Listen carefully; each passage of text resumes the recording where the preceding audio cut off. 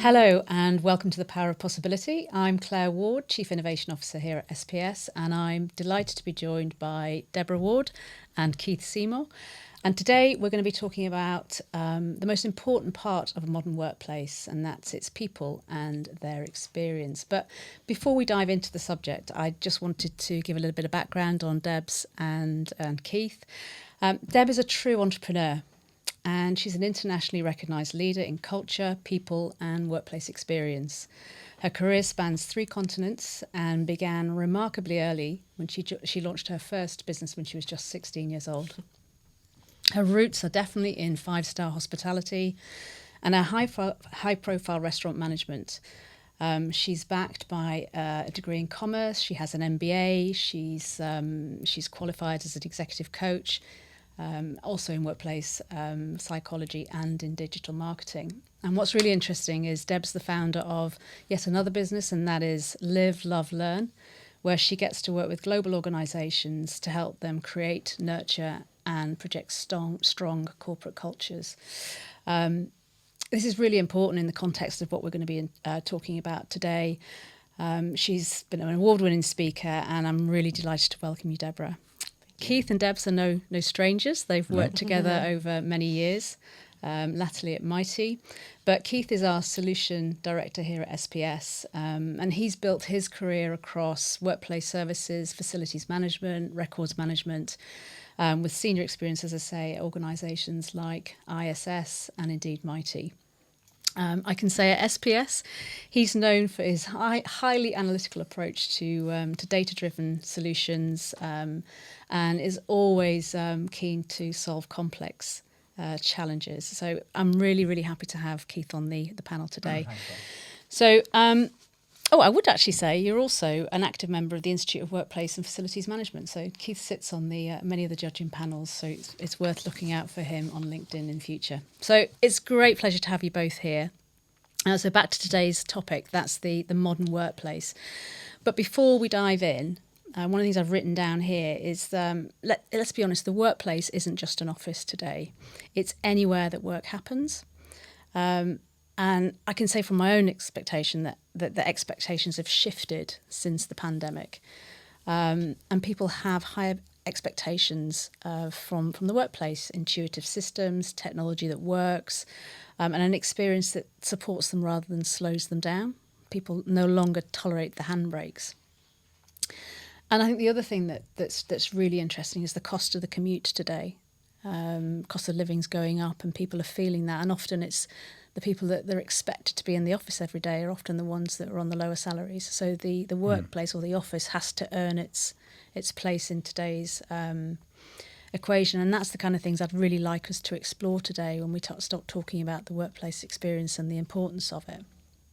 But before let's go back to the real point in question is, how do we actually define workplace experience and how has it changed over the past few years? And I'd like to put that to you, Debra. You know, your career spans a significant amount of time, and you must have seen some changes over the last few years. Yeah, absolutely.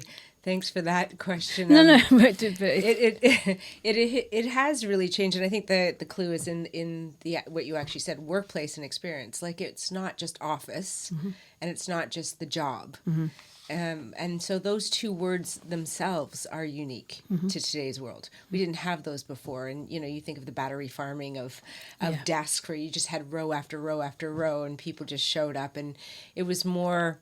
If you don't want the job, there's 20 people behind you that are going to put up with this kind of thing. And so experience has become, it's not, like I said, it's not just a job anymore. It's actually what transpires during that time. And as you said, post-COVID, when people had, worked from home, everything was at their fingertips, right? The coffee was the way they liked it. The lighting was the way they liked it. Their seat was adjusted to the way they liked it. They didn't have to fight for a desk. Their monitors were always positioned just for them. The temperature in the room was right.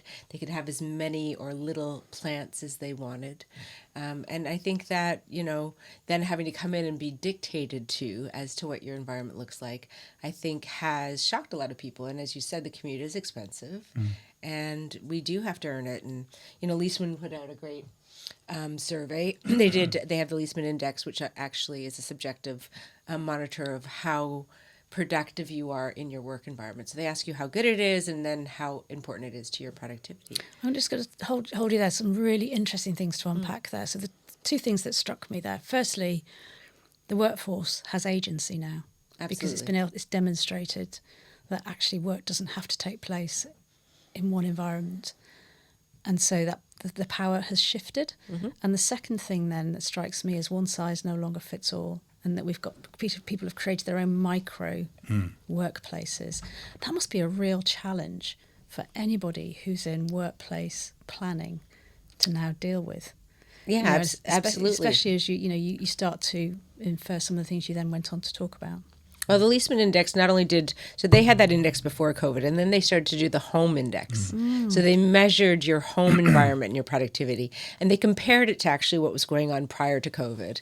And and what they found is, yes, the average office is worse than home. About 10 points worse. Yes. Yeah, Explain that, Keith. What do you mean by that? I think, well, in terms of your overall satisfaction with the physical, and everything that you need to do your work in the office, I think the average was about 69. At home, it's something like 79. And it's just because you can control. You've got the screen you want, the temperature you want.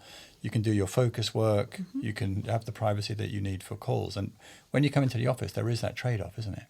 And that trade-off is often worth it because what you get is those spontaneous conversations and knowledge sharing and collaboration and social elements. That idea, that concept of one size doesn't fit for all, and how are we having to plan for these new experiences then? So what are organisations, workplace planners? What are we doing about that to adapt to those different needs? How do we accommodate people?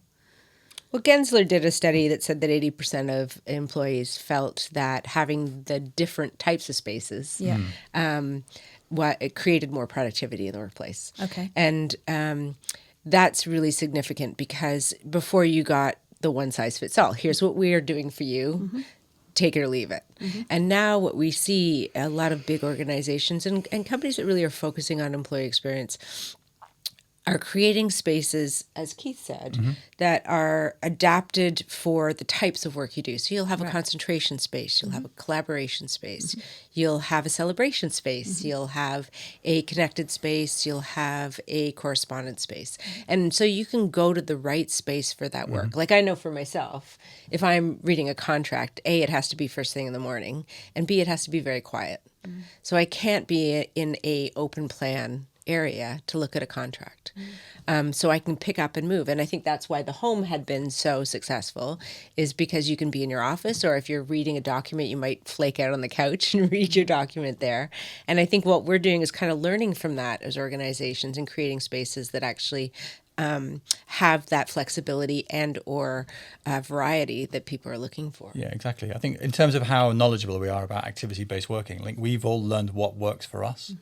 Like I know the times of day that I write best. I know the times of day where if I need to go through a spreadsheet, when that works, if I'm going to have calls. So I think we've just become much more self-aware in terms of what works for us. And then we've taken that into the office and we've come with a different lens and thought, well, why do I have to put up with this? Why do I have the same space for all of these very different functions? Including the hours. Like, they've done a lot of work now about teenagers and when their brains work. And some studies have been done about not starting school actually until 10 o'clock instead of 8:30, because teenagers take longer time to kind of kickstart their brains. They're not ready. And so some people are better at, burning the midnight oil. Other people are early risers. That becomes interesting because that then requires a mindset shift in leadership. Because leadership in the past was all about, if I can see you, I can measure you, I can know what you're doing. Presenteeism. And now what we're saying is actually, I need trust. You need to trust me to get on and do my job, which is going to bring me on to another thing. We talked about the place and the environment that I need to work, but the thing that there's a couple of things I want to come back to. One is this productivity piece, investment and return on investment, which we'll kind of come back to. But the other thing is around tools to be able to do the job and technology. I don't, Keith, have you got any views on that? I mean, it's something we've talked a lot about and we double down Absolutely. on And it. I think it comes from the same place in terms of how willing are we to accept things that don't work particularly well. I think a really good example is you can book an Airbnb and you go, you've never been there before, you've never switched that TV on before. Mm-hmm. Well, in 5 minutes, you're logged on to your Netflix and your Disney, right? You can do that really easily. Yet you come into an office that you've been into 100 times before, and you still can't connect to the meeting room screen. Mm-hmm. So I think these are the things what we do. Things have to be intuitive and they have to be simple. I think that's the key. And I think what's interesting that what you said, it's also about a shift in leadership. Mm-hmm. That trust aspect is really important now. Mm-hmm. I mean, it was really important during COVID because you couldn't see anybody, mm-hmm. right? You just, we heard the stories of people attaching their mice to their dogs so they can go out golfing and their mouse was moving so it looked like they were actually available and things like that. But the reality is what we did is we thrust people into a situation, and primarily that middle management that wasn't trained mm-hmm. on output. Mm-hmm. They were trained on presenteeism, as you said, and we've all heard like people leaving their coats on the back of their chair. So everybody thinks they're still there and they've already gone to the pub or whatever it is. And so I think that there's been a shift in how we lead people and trust. If you look at Lencioni's, calibers of trust, calibers of leadership, trust has to be first. Bedrock. Yeah. Just staying with that. We'll come back to technology. Let's stay with this idea of measuring performance, because I'm fascinated by we are the least, as the UK is the least productive it's been in. We're becoming less productive in spite of innovations in technology. And methodologies. Why is that? But we could go down a different rabbit hole there. But this idea of return on investment, investing in buildings and spaces. This isn't about putting more bean bags in. This isn't about creating slides. This is about creating workplaces with purpose. But again, that costs money and it requires an investment. So when we talk about workplace experience and investing in workplace experience, whether that's policies, environments, technologies, how can we measure the return on this investment? And I love the idea of linking it to outcomes rather than inputs. What's your views on that, Deb? Well, I've always said, and I think I said this to you previously, that, we've moved on. We used to be all about production. Yep. Right? And we were really focused on how to make the production line faster, slicker, quicker, cheaper. Then it was all about process and Lean Six Sigma, and you were nobody unless you were a black belt in Lean Six Sigma. And then we moved on to property, and it was rack, pack, and stack, and how do you sweat the asset. And now we're on people. Mm-hmm. And the reality is that, we've discovered that for every dollar spent mm-hmm. on L&D and investment in people, we're getting $7 back. Mm. Right? Mm-hmm. That's huge. Mm-hmm. And you can see that people have, when they're more engaged at work, there's higher productivity. In fact, Forbes said that there was 21% more profitability because you've invested in your people and they're more engaged. And that comes from experience. Yeah, exactly. Creating that experience first. Yeah. Having a positive employee experience first leads. So Forbes said that experience leads to engagement, and engagement is the key metric in increasing productivity, reducing absenteeism, reducing turnover, sickness, promotions go up. So why wouldn't you? It just doesn't make sense. 21% is a massive number in profitability. Mm-hmm. Instead of throwing more salespeople at it or, slash it, burn it, pave it, and cutting costs, why would we not invest in our people? There was another study, Business in the Community, brought out a similar study, but it was looking at it from a national level. Mm-hmm. It was looking at it at GDP. So all the things you just mentioned, absenteeism, retention, productivity, mm-hmm. and that was talking about numbers of between 6% and 17% on GDP. So amazing. I think whether you're talking about a company's bottom line or the country, the nation's bottom line, one delivers the other. The proof is there. I just think this is what I love. So what we're saying is the office is the physical place that creates experience. Then there's the technologies, the policies are the enablers. But the key thing I'm hearing from this is culture. Absolutely, it is intrinsic, isn't it, as part of workplace experience is the culture, which unfortunately comes from leadership. Yeah, and it's a never-ending quest. Yeah. You know, during this whole when the pandemic happened, 86% of leaders said that their biggest concern was their company culture, because where's the loyalty if people aren't coming in? How are we infusing our culture into our people if they're actually not coming in to collaborate and to work with us and blah blah blah. And so that's where technology comes in more into play. To how do we connect people? What if the office dies? Like, we keep thinking like we have to have an office, and you know, Keith and I work a lot with FM people, and they're always about promoting the office. Is that promoting the office because it's the right thing to do, or promoting the office because we're afraid we're not going to have jobs? So let's take the extreme and say, what if there's no office? Where's FM's place in that? Where's, you know, employee experience in that? Where is corporate culture in that? And actually going to the other extreme to learn that lesson about how do we connect with people. I mean, the social aspect of the office is massive. They said that there's a 50% increase in retention and people staying if they have one good friend at work. Isn't that amazing? That doesn't surprise me, because the world is a very unpsychologically safe place at the moment, and if you can find that tribe in the workplace, then you are going to want to align to it. And that links back to something you said earlier on, Keith, and that is that moment of serendipity when you meet somebody in the office. I go in 4 days a week normally, because I have these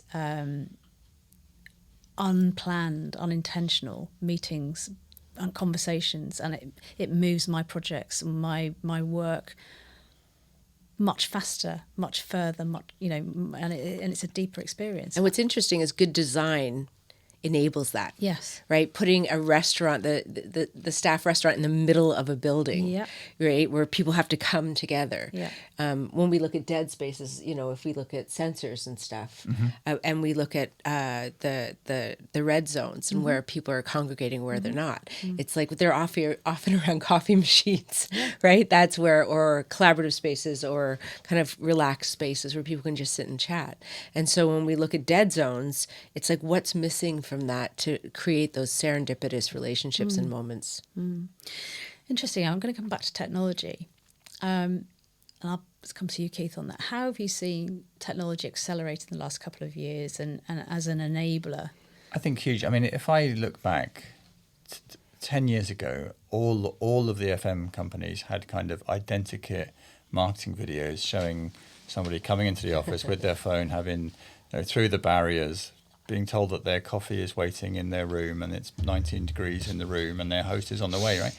And they were all the same, and none of them were deliverable at that time. They were all theoretically possible, right, which is why they all had them, but they weren't deliverable. I think now, where we're seeing IWMS software and smart building software and ticketing and CAVM all come together, I think it was almost a 10-year too early trailer for what's actually happening now. So I think this is a really exciting time for workplace experience technology. I think, and not only in terms of being able to integrate that from a user point of view, so you do actually have that experience, but also from the data analytics that sits behind all of that building data, all of that customer experience data being in one place, you know, and being kind of assessed and served up to people in a way that's usable. So I think I agree with you, and you know, technology is my thing. I love it, and the AI opportunity is only accelerating that now. Yeah, as we start to see the agentic AI moving into the workplace, and the ability to, as you say, bring all of these data points together and really start to understand or ask questions, get answers to questions that we've never been able to get answers to before, because the data sits in silos or the information sits in silos. So to see all of this come together, and you know, that's what's exciting about SPS Nexus, about how we've got these MCP, these hooks into various different technologies across the piece that allow an individual to really get a view of the operation. I'm going to say operation, not just building, that they've never really seen before. I think the key, though, is that it all has to tie back to the individual. right? Yes. All of that data, all of the things that we're doing tie back to people. I mean, biophilia, for example, they're showing a 15% increase in well-being as a result of having plants in your, so again, it goes back to how is the tech enabling our people to feel better, do more, Get their job done. be more productive, be happier, be more engaged. Yeah. I mean, that's the essence of human beings. Yeah. Like if we're just going to be on a kind of conveyor belt of work, nobody wants to work in that environment. Nobody's going to be as productive as you could be. And I think what's interesting is bringing the tech with the design and the service all in one place, which SPS does beautifully in so many locations. It really is an opportunity for us to showcase to our clients that we're actually having a material impact on their core business because of the way that we're treating and we're serving their people. And on that basis, what I'm really interested to explore next, we've talked a lot about employees and leadership, but whenever we think about experience or workplace experience, it blends into guest experience or this guest services piece about the other people that come into a building, like customers and suppliers, and the lines have blurred. How has the whole guest experience world moved on? Would you say? I'd say Debra or Keith. No, Keith. I don't mind, whichever. I think. I mean, if I look back to some of the larger kind of what we would have termed front of house contracts at the time, they were probably 75% back of house, heart of house, right? It was mainly kind of floor managers, floor hosts, people serving the internal customer, and the people serving the external customer was always the probably the smallest part of those larger. It gets a lot of attention, but it's actually not the biggest part of those contracts.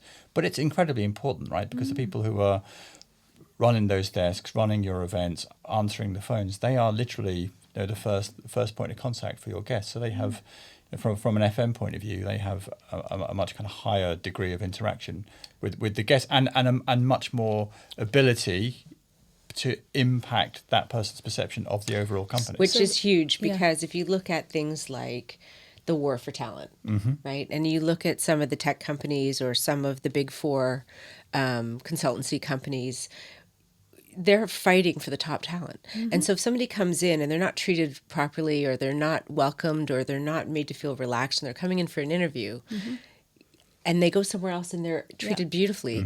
Or if you're coming to invest your money, I mean, we've had experience of that right from the first contract we won together.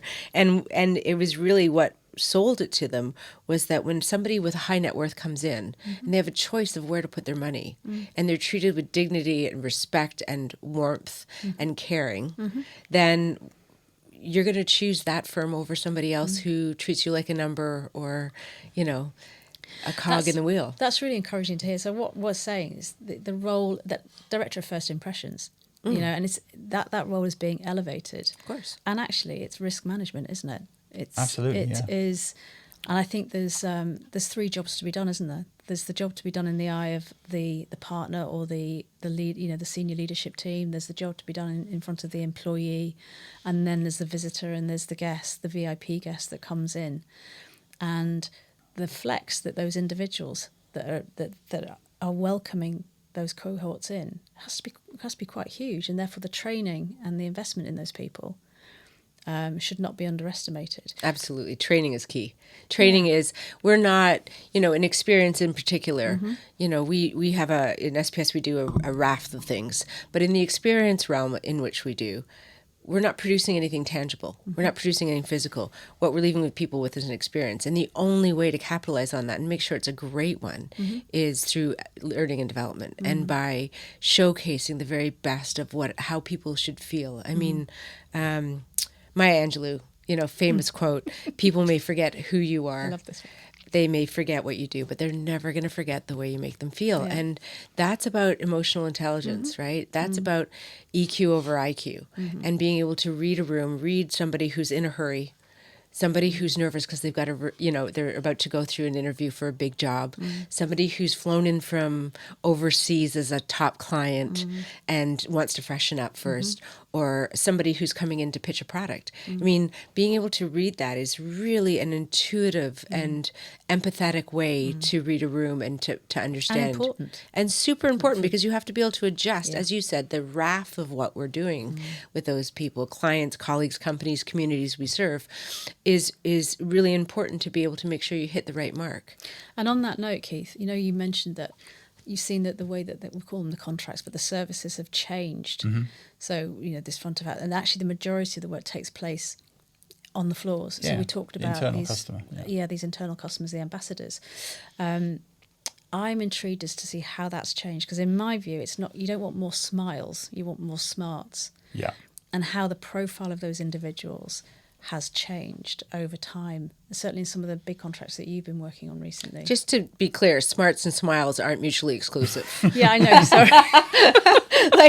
I'm smart, but I ain't going to smile. But you know what I mean? Where I'm going with that is it's the welcome and the hospitality side is important, but it goes beyond that. And I've seen that in your training. It's the depth of which. So when we used to work for the FM companies, whenever those roles would come up, and those roles come up on almost all large contracts, right? They call the raft of different things, but they're essentially doing a similar thing, and all of the different parts of the business want that role, and they've all got a really valid reason as to why they should have that role. Like technical services want them because they can be handyman. The cleaning will want them because they can be executive housekeeping and they can keep on top of that. Document services will want them because they can look after the MFDs, they can do the stationery restocks, and then the front of house teams will want them because essentially it's a very experiential customer-facing service. And the reality is, no one's wrong and no one's right. You do actually need some of all of that. They absolutely have to have those kind of front of house customer-facing skills, but they need to be useful. Just on that point, I think if we're talking about allowing employees to do their best work, enabling employees to do their best work, removing the handbrakes, there's also an additional cohort, and that is individuals who understand the customer's business. Yes. Absolutely. That really understand what it is if you're looking after a deal room, or you're looking after an M&A team, or you're looking after a tax team, or you're looking after a customer, whatever. They really need to understand how that operation works. And that's when they become valuable. Exactly. So it goes beyond the soft services of cleaning and filling photocopiers and the like. And that's what I mean by when I talk about more smarts and smarts. So they need that hospitality capability, but they have to understand the business. And I think there's been a lot of examples of where a company has launched that service as a new service that didn't exist before. And it usually comes off the back of a building move or a refurb, and they say, all right, we're going to bring these in. And often it doesn't work. 6 months later, those roles are no longer in place. And it's because they weren't bringing the value to the people on the floors. And it's interesting, one of our legal contracts, the floor, a few of the floor managers came from the records management department. Exactly. Now, when I first knew that, I'll admit I had an initial, I don't think that's the right background for this role. And then when I went and spoke to them, I saw what they do, and I understood how much they understand just the ebb and flow of the business, the personalities, the politics, the dynamics of a law firm. And they were indispensable, and people were clamoring that, oh no, we want one, and it just exploded as a service, and it was all, like you said, it was because they just had the knowledge of the business. And then to combine that with the hospitality mindset, I think becomes incredibly powerful. And that's what I've watched you do at SPS. It's incredible when you see that combination together. And that's having a genuine curiosity about who you're serving. Yeah. Right? No. If you have that childlike curiosity, I can think of one welcome experience host, and she's amazing. She knows everything about the client, everything about what's going on. She follows, deals that they're doing, so she can actually contribute in a positive way and a really intellectual way with our clients about, I just heard or I just read, and they're always surprised. It's not just another pretty face, right? Like, it's not just somebody with a big smile. To your point, they have smarts and smiles. Yeah.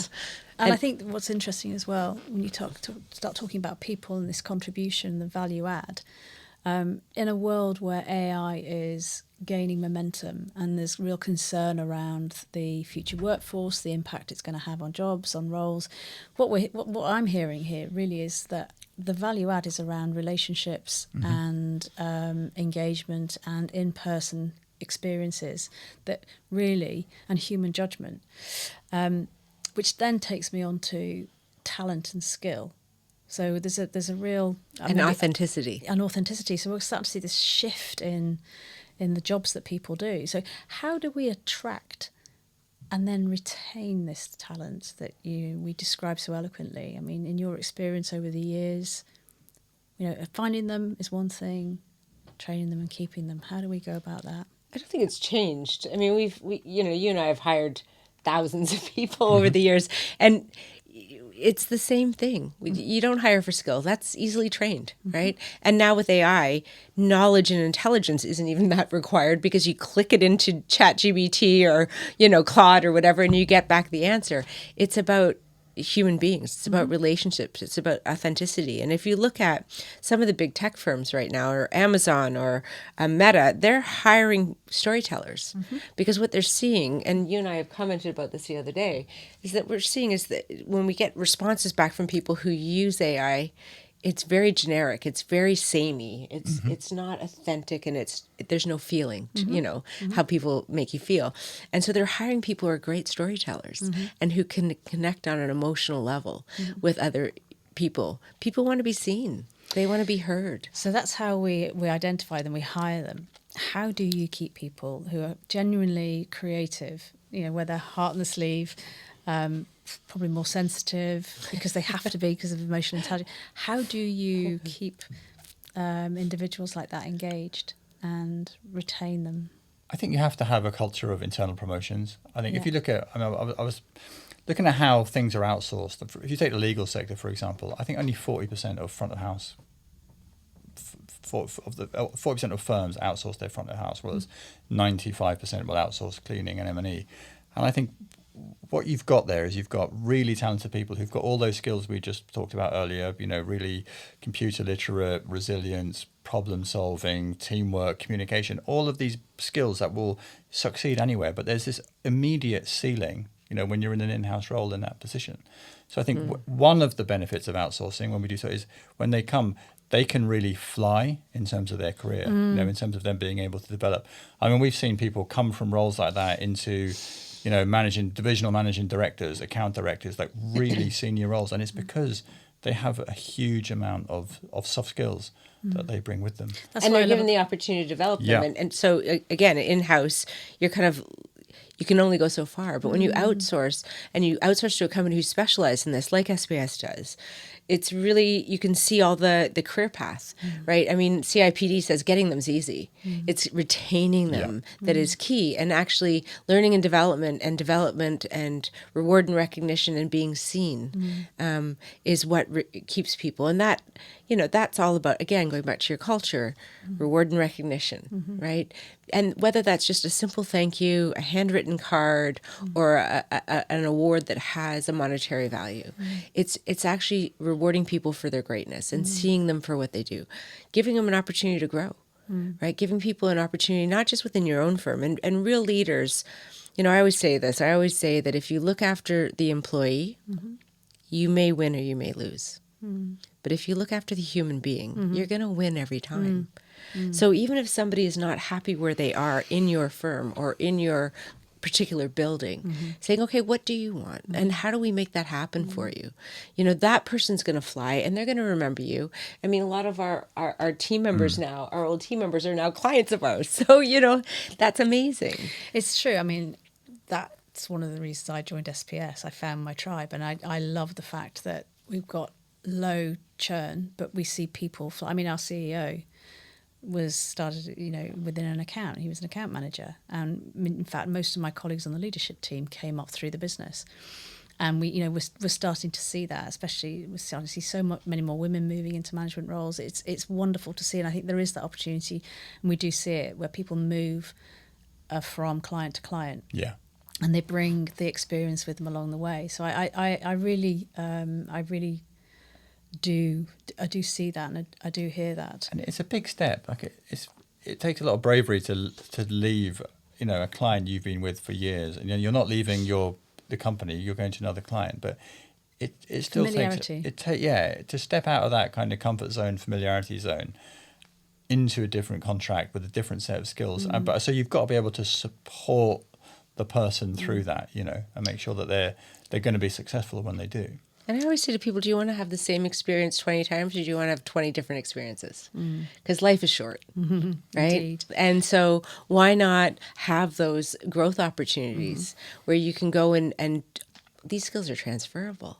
So right? again, it comes back to culture. I think the other thing for learning for me is innovation. Of course, I'm going to be into innovation, but this idea of trying something new. And Deborah, you and I have spoken about this before, about try something, fail fast, but celebrate failure, and this create this psychological safety in this environment. I mean, I'm really interested in your thoughts on that. This is a big bugbear of mine right now, as you know. Like it, I just feel like as a society, we've become very blamey, very blame culture. And so what happens is people don't, when you're in fear, right, which blame culture creates, you don't put your head above the parapet. You don't innovate.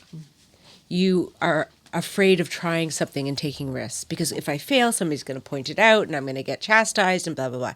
You don't support your colleagues because all you're doing is looking after number one. Like, I just don't want to get in trouble today. That's your number one concern. Your elbows out. There's no discretionary effort because you're thinking, forget it. If they're going to treat me like this, I'll do the bare minimum. I'll clock in, clock out. Job's done. Right? Quiet quitting. It is. It is quiet quitting. And, gung ho, right at the beginning of that book, it says, if you're gonna quit and leave, then go. But if you're gonna quit and stay, those days are over. Yeah. Right. Like, and it's a really powerful thing because you can see the quiet quitting. You can see the people who've given up, and that psychological safety. Leaders, real leaders aren't there to point out when somebody does something wrong. Anybody can do that. You can bring a 5-year-old in to tell you what you're doing wrong, and they'll tell you 20 things. A real leader is there to help you navigate through it, right? Growth happens in failure. It doesn't happen in success. And yet we have to, I find leaders now are managers. I don't even call them leaders. They're managers. Managers are like, you did this wrong, and you did this wrong, and you did this. How is that helpful? That's not helpful. That doesn't help anybody. It takes us back to this idea of culture and this psychological safety, and I think that's something we have in bucket loads at SPS. Absolutely, that's completely cultural. You're right. Because everybody has to buy into that. You can't do that on your own. You have to be in that environment where I'm going to admit to this because it hasn't gone as planned, and I know I'm going to be okay. Yeah. And everyone has to buy into that. And I think what you said, though, at the beginning was that has to start from the top, right? And it really, as much as culture is everybody's responsibility, as is health and safety, but if the leadership will call out other leaders for not managing that process properly, I think that's really key. And having somebody, Gary's great at that. Like, he's really good at providing that. And Charlie, they do that naturally. They say, that's not cool. Like, we're going to fail. We're going to make mistakes. And that's okay. And I love that. To your point about finding your tribe, I do find that at SPS, that culture of give it a go, right? Like, okay, well, maybe it'll work, maybe it won't. But it not working isn't failure. It's one step closer to success. Absolutely. Right? Do you think that in the wider society, kind of younger people see that it feels to me like you're only ever now one error away from getting canned or cancellation or getting canned. And I think that kind of pervades people's mindset, because everything's so public and everything feels so unforgiving. Whereas we're probably your mistakes were a little bit less public. I think, Keith, that goes back to as people who are further down the line in their career, it's our responsibility to throw the arm back for the generation that's coming behind us, knowing that they will be better than us. But in doing so, that's why we need to have an environment like the office where we can spend time with people and we can coach and we can give reassurance, and it's all part of this corporate culture. What I would like to move on is to say is we've talked a lot about what good looks like. We don't need to talk about what bad looks like. That happens all by itself. That happens all by itself. But when we get it right and the workplace experience, the experience is good, the culture is good, what impact does that have on the customer. So that, you know, when you've got an organisation that's highly engaged, the experience is good, they've got the tools to do the job. How does that translate into the customer? You know, to the customer's customer. Thoughts on that? The thing that instantly came to my head when you said that was the Seattle fish market. I know. You know what I mean? Like, Fish. It's the fish philosophy, right? Be there, make their day, like, choose your attitude. Those are, all of a sudden you have people who are getting up at 5:30 in the morning to throw, you know, to load in stinky fish and on ice in Seattle, which is rainy and cold anyway, much like here. And yet people come out of their offices to watch and to be part of that because they get G'd up by the environment, and it's tangible. You can feel it, right? You can feel it. And I say that, you know, when you share space with people, you want to be where people are happy and excited. You're going to be there for 9-10 hours a day anyway. But we're back to the employee experience. So what impact do you think it has on the bottom line? So the customer's customer, when you've got the right engagement, would you say, internally? Well, 21% more profitability. Exactly. That's definitely, people want to buy. You know, you want to buy. You've got a reduced. You've got what's the numbers? 18% increased productivity, 12% increase in customer ratings. There you go. There's the stat you need. So customers actually find that you're better. They believe in you more by 12% because you've got this engaged, involved, excited workforce, right? And who doesn't want to be? I mean, nobody goes, if there's two restaurants side by each and there's one that's got a queue outside the door and the other one's empty, you always stand in the queue because you're like, I want what they're having, right? Whatever's going on in there, I want to be part of it. And I think the same is true for organizations. I mean, in our last company that we worked together, it almost became the point where we didn't have to go out and search for work. People came to us because they heard about how we were just having fun. Yeah. And people wanted to be part of it. They just, you know, whether it was recruitment or clients, or they just wanted to come and have fun. I think you can hugely impact the customer. I had a really early experience when I was first in outsourcing, and we ran the digital print for a pharmaceutical company. And it was mainly around clinical trials, right? So it was about the phase one of the safety trials, and then you've got all the efficiency trials, and then you've got the applications to market. Now, getting people through the safety trials were about numbers. It was about getting people through quickly so you can move on. And we developed a system that allowed different countries, when they had gotten through their numbers, they'd used their allocated 100 or whatever it was, they could order the next batch. And the ordering system and the variable data system meant that we could then, you know, give them pre-numbered patients things really quickly. What that did is it changed how that pharmaceutical company ran phase one physical trials. They introduced something that was called competitive recruitment. So it massively sped up the phase one. Now, that company's biggest selling drug last year was £3.6 billion. That's £10 million a day. So even if we took a week off the process, that's 60, 70 million pounds. Absolutely. And that was such an early experience for me that it really made me hate the term non-core services. I hate that. It's so dismissive, you know, and so reductive of what we do. I think if you've got the right kind of partnership mentality and arrangement, you can hugely impact the bottom line. That's where I'm going with that. What I see is when teams are thoroughly engaged, are totally engaged, they innovate, they problem solve, they really take time to listen and understand the customer's challenge, not just their problems that they're trying to solve, but their ambitions. And when you really take time to listen and understand the customer's business, then you can actually make a big impact. And it becomes very addictive. You know, the more successful you are, the more addictive, the more you want to do it. And then and seeing teams come together to achieve that is fabulous to watch. You know, and I see it with you and your colleagues. Was it Formula One?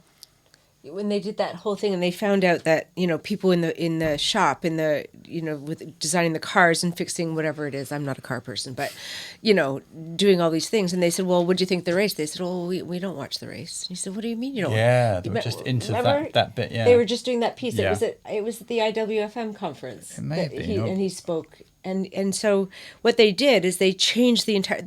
They were like, it was actually the racer that was like, what do you mean you don't know? Like you didn't watch the race and da da da. Yeah. So they actually started to have family days, and so on race days they would put up these big screens and have big picnics, and everybody would come. And again, reinforcing the culture, reinforcing community, and they would watch the race, and there would be this conversation about, oh, can you see how he took that turn? I think if we just tweak this a little bit, we could make that a little bit faster. And people started to get into it because they understood their purpose. I go back to gung ho, just to win the game, win the race, but they understood that. But maybe they're only on tires. Right? Maybe they're only on tires. And so before this, all they were doing was focusing on tires. But now they understood how the tires had an impact on the time, and the time had an impact on their placing. And so understanding their whole purpose and that their little piece of the pie, right? And how it had a massive impact on the end result. And I think that, for me, was one of the great speeches that I saw about understanding. It's true when I've been part of that. When I worked in newspapers, where I started my career in local press, and we had our press on the hall. Our printing press was actually on site, and from the minute you close off the deadline to when the ads were being produced to when they were you came off stone, you went on the press, you got off the press, the papers went into the van, and they hit the streets. For every 10 minutes you were late off press, it impacted the number of sales. Yeah, directly. Yeah. And you could work it all the way back. So if you were late on your ad deadlines, it had a knock-on effect. And so we absolutely worked as part of a team. And it's amazing, there's that feeling when and we used to publish a daily newspaper, but there was the euphoria when we hit the deadline and everything was off press again. We can relax. Until the next day. Until the next day. 24 hours later. But you do. You become... You're in that rhythm. Yeah, you're in the rhythm. And I go back to the production days. If we go, production, process, property, people. In production days, they actually, I think that's what the negative legacy is, because you were only given your little piece of the pie and just do your piece of the pie and that's it. Well, it's like and you didn't understand. Yeah, bricklayers and cathedral builders, isn't it? Exactly. What are you? What it's this idea of being part of something bigger. And the famous, Mr. President, I helped put a man on the moon. Yeah. Right? The janitor knew that by doing what he does very well, then the scientists and the geologists and the, engineers didn't have to focus on making sure the bins were empty and making sure the floors were clean and make sure there was toilet paper in the bathrooms. They could focus on the things that were really important. And he understood, that janitor understood that his piece of the pie had an impact on helping people get to the moon. And what's even more exciting for me anyway is he's going to be there for 10 hours a day anyway, or 9 hours a day anyway. Now he could either be there as somebody who empties bins and polishes floors and puts refills toilet paper, or he could be there as someone who helps to put a man on the moon. And then he goes home and goes, "Hey honey, guess what I did today?" But it's a different feeling. But it is. But again, it comes back to leadership, because somebody took the time to explain to him exactly why he was important. Where he fitted in. And that's not just leadership, it's about training and getting people, because until I saw it, I didn't know. You have to be shown the light almost to be a bit evangelistic about it, but you kind of have to understand, what does that look like? What is that? When we first did that, we did a bid together and we walked in and they had their 5 values etched in stone on the wall. I mean, every letter was like 3 feet high. And I remember walking in and thinking, if it's that important to them, it had better be that important to us, right? And so putting a client first, and the Will Gadara, right? So unreasonable hospitality and 11 Madison Park, and it's about being present. He quotes 3 things, and being present is one, and taking what you do seriously, but don't take yourself too seriously, right? And that one size fits one. Yeah. And that service, design, and food are just the ingredients in human connection. It's one of my favorite lines. And human connection is what gets us out of bed in the morning, right? It's certainly not factory work. No. It's certainly not making sure the lights are on. That's not the important stuff. Which kind of brings us back full circle to the role of the office. Yeah. It is about human connection first, and environments that allow us to then, do the tasks that we have in hand at the moment. And what's so sexy about that, in my opinion, is the environments can have a material impact on well-being, on productivity, on retention, on innovation. I mean, there's been studies done in in NICU for babies, and they found that if they changed the lighting to reflect natural lighting, so when the sun comes up, when the sun goes down, turned off all the beeping and all that bloody noise, and kept it at the ambient temperature, that actual preemie babies matured 21% faster as a result. And that's just changing the environment. Like, that's a human life that's growing there. And that's the power of what we do in FM, in workplace. And that's extraordinary. That's just extraordinary. And I've met some people who are so passionate about workplace design. And but design is only design. It's still just a building. Yeah. It has to be matched with service. And service is about people, and having people come to work with purpose every day, and understanding, as we said before, that big picture. Which is where, I think there's an optimum size for organisations where that can happen naturally. Yeah. And then as organisations get bigger, managing that becomes more challenging. And it does, but it's not impossible. It's not impossible, and it shouldn't be. And that's why people are paid the big bucks to make it happen. Should happen. We got criticized a lot about that. Do you remember? It was like, oh, well, once you get over 250 team members, you start to lose that familiarity and that people and blah, blah, blah, and that's the number. No, I'm not thinking about 250. I'm talking tens of thousands. But that's my point. If you look at the Googles or the Coca-Colas they have that culture. Nike, but right? They have a culture that existed. Where I would go with that is that it's in the simplicity of the values and the brand and the vision. So simplicity, that something that's, I say this about when we're designing products or services or we're innovating, it's something that's easily communicated, easily understood, and difficult to replicate. And all right. But the challenge we have is that most organisations are run in silos. You have the people team, you'll have the operations team, you'll have the workplace experience team, maybe you'll have the finance team, you'll have compliance, and each will have its own agenda, and it's how you bring all of those pieces together to create this culture that you talk about, where everybody really understands their purpose, where they fit in, why they're valued. Where you create that psychological safety for people to bring them whole selves to work, to be who they want to be, whether you give them the freedoms to make mistakes. I mean, that is a challenge. And I think it starts with understanding, going back to your point, purpose. SPS has 3 values and a great strapline, unleashing the power of possibility.